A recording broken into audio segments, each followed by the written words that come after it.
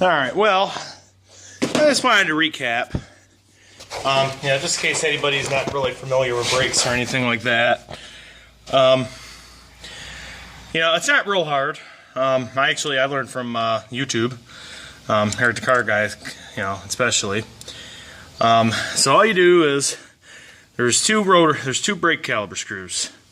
There's one right here, and then there's one on the bottom. It's just under this brake line. Now you don't have to take them both out. I just find it easier to just kind of, if I just take them both out, but you don't have to. All I'm doing today is I'm just checking to see how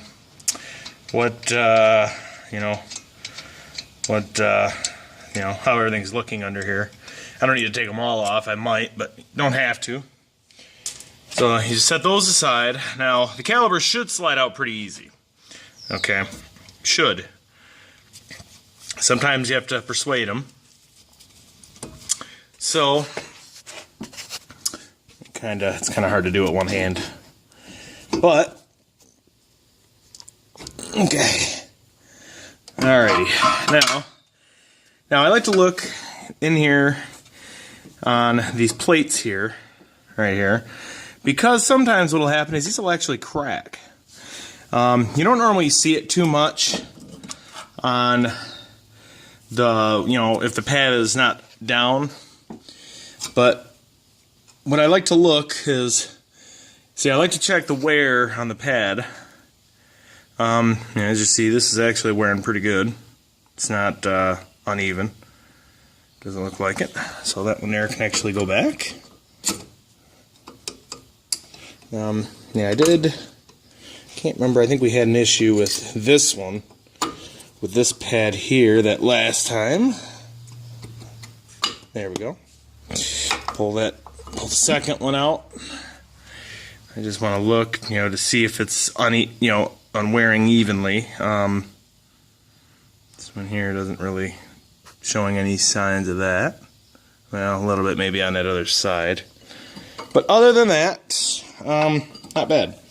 So it's really not hard to change your brakes. Anybody could do it.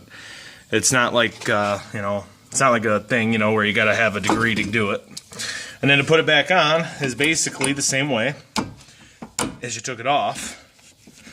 You just put it back on and bolt it in. They're not hard. Like I said, I learned from online, and but we also have to do a fuel filter, which this one's going to be fun. Trying to get my screw in there. There we go. So you just screw them in there. So these are like this one here is a round bolt or nut, but I've seen some of them where they're round and then they're flat and then round and then flat. So I mean, it really does kind of depend onto what your setup is. But this is your whole strut tower here, where my light's sitting on. That's your whole strut tower. That connects into your tie rod. This is your outer tie rod. This is your inner tie rod here. This is your hub assembly right here. So if you have the CV axle that goes out here, you got to take this whole nut off here, and then you got to pull this whole assembly apart. That one's a little bit more tricky. I do know people that, like I said, I actually just did one of those not that long ago. So I'm kind of not shocked that, because a lot of people, sometimes, if people have an issue with doing something on a vehicle, maybe they shouldn't do it, I mean, there's some things where I don't even really like to get into either. I don't mind doing brakes and tie rods and rotors and hubs. Just, some of the stuff here is a little bit more tricky to do, than you would think. I mean, it's not all easy, But, like I say, if with a little bit of knowledge and research, you can get it done and not have to worry about it. So it's kind of up to the person that's doing it. I mean, if they're having an issue, with their vehicle and they just want to save money to where, you know, they don't want to have to take it to a garage, because, you know, I do agree taking it to an auto garage, sometimes it is expensive. Hold on, I got to set you guys up here so I gotta get my hand on this thing. So, I mean, it's, you know, it isn't all that bad. You know, you just got to know what you're doing. Like I always say, just research. You know, I researched how to do brakes, you know, a couple thousand times, you know, before I was confident enough to really do it myself. You know, I mean, you don't have to, you know, you don't have to have a degree in braking, you know, to do this yourself. But I would suggest at least research. You know, I've done this a couple times to where I'm confident that, you know, okay, I know what I'm doing.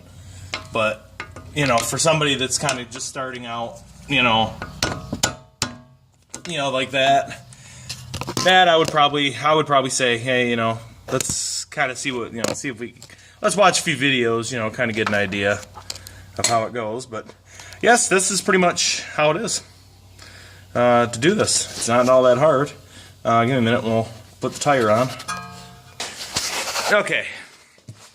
Now this is the fun part. Okay. This is for some of them weak people, you're going to need a little bit of muscle. So let me go ahead and get this wheel on here. I'm pretty weak too, but I can do it. You know, just once I get the one in, like once I get the one thing in, there we go. Okay, now, so now what we got to do is we got to put our lug nuts on. Yay! Okay, 1, 2, 3, 4, and 5. Okay, so basically, what you want to do is, I like to hold it with my feet, kind of on either side, just so I can get a couple on there and started, you know. But other than that, yeah, you know, this is fun. This isn't too bad. This is where you get to use air tools. I love air tools. It's my favorite thing in the world. And it is. I love air tools. Impacts, air ratchets, grinders. You name it, I want to own it. Well, I got my Husky there, which is 500 foot-pounds of torque. So, not bad. Really just for like what I do, like I do blades and tires and, you know, I do stuff like that. I have used my Impact on working on bikes, you know, regular riding bikes. Okay, now, here's what you want to do. All right, you don't want to just go in a circle, okay? You don't want to do that. What I like to do is I like to go like 1, 2, 3, 4, 5, you know, or any kind of which way, you know, you prefer. I'm actually putting my gun on 1 just to kind of get it started. Maybe 2, just to get them on there. You know. Now this is the only reason I'm going into circles. Okay. Now we're gonna put it on full. Okay. And like I say, you're basically gonna go. Okay.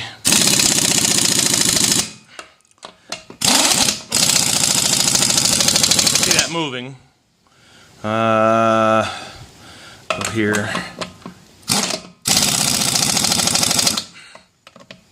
yeah, we'll go here,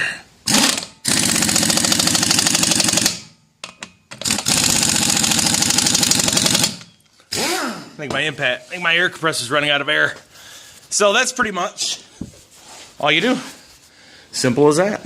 Just, you know, just put them on and go on like a star pattern, and you're good to go. So, all right, well, this is Jacob R26. I'm gonna finish what I'm doing. Maybe later I'll do a fuel filter. So, see y'all later.